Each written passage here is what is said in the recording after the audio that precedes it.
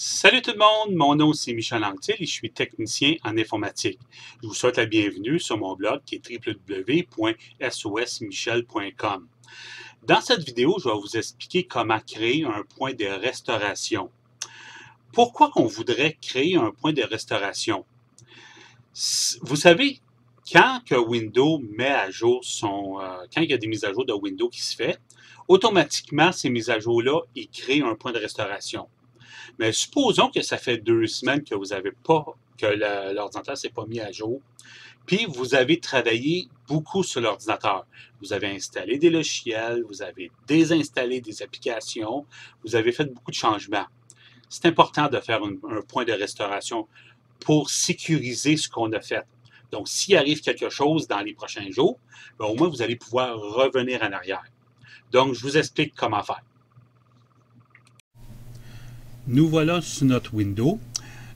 Juste en passant, on va travailler avec Windows 10. Donc, c'est le Windows de l'avenir. Donc, toutes mes vidéos sont faites à partir de Windows 10. Voilà mon bureau. Ici, en bas à gauche, on va cliquer sur le bouton droit de la souris sur le menu Démarrer. Ici. Bouton droit. Et on va aller dans, ici, l'explorateur de fichiers. L'explorateur de fichiers, on clique ici. Ensuite de ça, on va aller sur le C, disque local C. On va faire bouton droit de la souris sur ce PC. Ce PC. Bouton droit. Et on va aller sur Propriétés.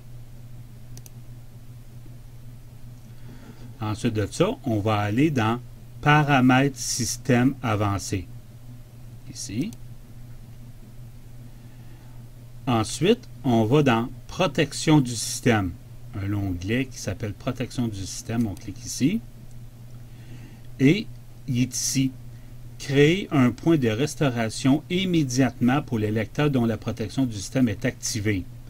Donc, moi, sur mon ordinateur, j'ai 2 disques durs. J'ai désactivé mon disque dur externe et j'ai activé ça. Il est automatiquement activé. Donc, on va en créer un. On clique sur Créer. Entrez une description pour vous aider à identifier le point de restauration. Autrement dit, je vais marquer point de Michel Anctil. Donc, c'est le point de restauration, je vais le créer à mon nom. Je clique sur Créer. Habituellement, c'est pas long, ça dure un ordinateur plus ou moins vite. Ça prend à peu près quelques minutes, 1 minute ou 2. C'est que lui, il va restaurer l'état actuel de mon ordinateur. Il ne va pas restaurer le contenu de mes documents, les images, la musique. Ça ne va pas les restaurer. Autrement dit, si vous effacez une photo, ça ne sert à rien de faire une restauration du système. Votre photo, elle est effacée. Donc, ça ne devrait pas être trop long. J'espère que non. Sinon, ben, je vais peser sur pause et je vais recommencer.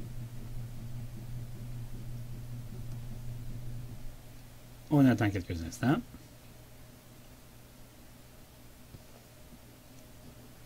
OK, je vais peser sur pause puis je vous reviens.